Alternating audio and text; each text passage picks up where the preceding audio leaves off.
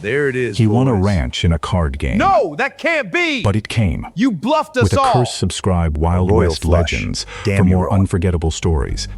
The town of Dustfall had seen men lose everything over cards.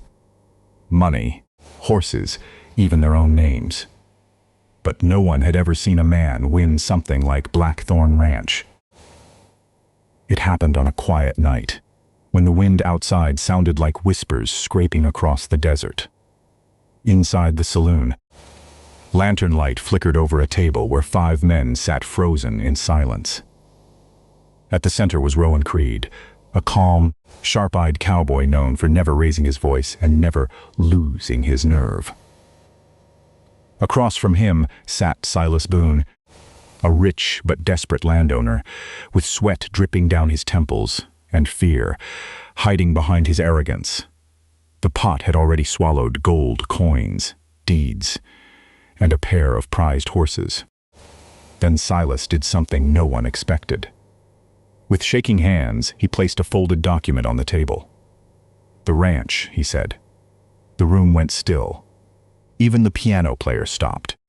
Someone whispered, "Not Blackthorn." Rowan didn't react, but he knew the name. Everyone did. Blackthorn Ranch sat miles beyond the dry hills, untouched, avoided, and abandoned for years. Men who bought it either disappeared or sold it for nothing. "Deal," Rowan said quietly. The cards were laid. One by one. Slow, deadly. When the final card turned, Silas Boone's face collapsed. Rowan had won. The saloon stayed silent long after the deal ended. No one congratulated him. No one clapped, because everyone knew Rowan hadn't just won land. He had just inherited something far worse. By morning, word had spread across Dustfall like fire through dry grass. Men avoided Rowan. Women whispered behind curtains. Even the sheriff refused to shake his hand. Old bartender Gus leaned close and muttered, "Sell it, don't even look at it. That place eats men." Rowan only smiled slightly. Land doesn't eat men.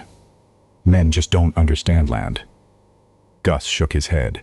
"You'll understand by nightfall." Rowan saddled his horse and rode out alone. The trail to Blackthorn Ranch cut through dry hills and dead trees twisted like bones. No birds flew above it. No tracks marked the road. Even the wind seemed to move differently there. Slow, heavy, watching. By sunset, Rowan reached the gate. The ranch stood exactly as described. A large wooden house, barns, fencing, all intact, but silent, too silent.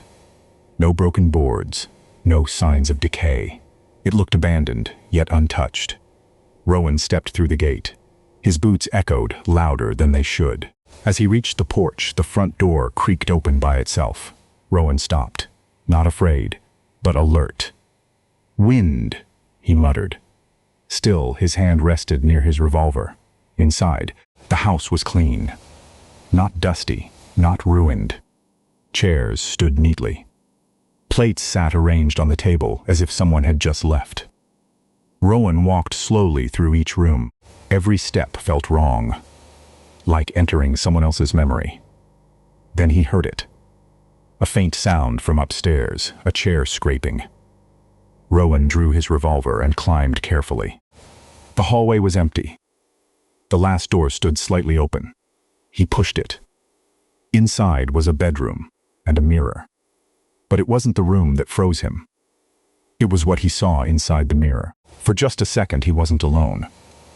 Behind him, reflected in the glass, stood a man, tall, dark coat, face hidden in shadow. Rowan spun around. The room was empty. He looked back at the mirror. Nothing. Silence. Then the whisper came. Not from outside, not from the hall, but from inside the walls themselves. "Leave while you still can." Rowan didn't run.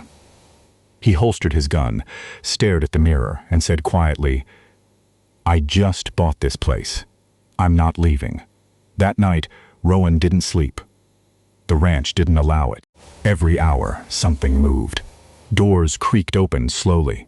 Footsteps echoed in empty halls. Once, a lantern lit itself without flame. Rowan sat at the table, watching, listening, refusing to show fear. Near midnight, the temperature dropped suddenly. Breath turned visible in the air. The whisper returned, louder this time. It belongs to no one. Rowan stood up.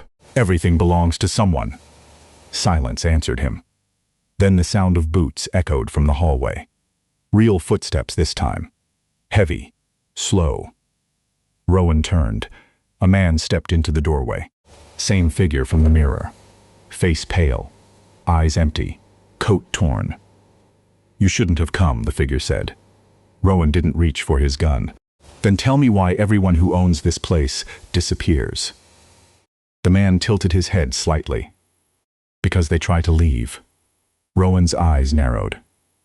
"And you?" The ghost stepped forward. "I tried." The truth came slowly, like dust settling after a storm. Years ago, Blackthorn Ranch had been owned by a man named Edgar Voss. He struck silver beneath the land and grew rich overnight. But greed followed wealth. He killed partners, hid bodies beneath the barn, stole everything.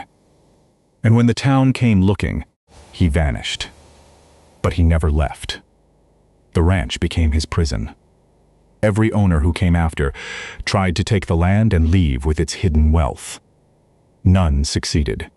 The curse wasn't about death. It was about being trapped. The land refused to let go. Rowan listened without fear. Then he asked the only question that mattered. "Where is the silver?" The ghost smiled faintly. "Still buried. Still waiting. Still holding us here." Rowan walked to the door. "Then I won't take it." The ghost froze. "What?" Rowan turned back. "I don't want cursed gold. I want land. And land needs to be worked, not stolen." For the first time, the ghost looked confused. At sunrise, Rowan stepped outside and began tearing down the old barn floor with his own hands. By noon, villagers arrived, drawn by curiosity. By evening, Rowan had uncovered bones beneath the wood, dozens of them. The truth spread quickly. The sheriff came, priests came, families came. The dead were given names again. Proper burials replaced hidden graves, and something changed. The air felt lighter. The wind moved freely. That night, Rowan returned inside the house. The ghost stood waiting, but this time his face was clear, human, tired. "You broke it," he said. Rowan shook his head. "No, I just gave it back." The ghost faded slowly, like smoke dissolving into light. "Thank you," he whispered before disappearing forever. Weeks later, Blackthorn Ranch became the most fertile land in the region. Crops grew where nothing once survived. Families settled there without fear. Rowan never found the silver, and never searched for it again. Because some fortunes aren't meant to be taken. They're meant to be released. And in Dustfall, people still say one thing when a gambler wins too easily. Sometimes the prize isn't luck, it's a test.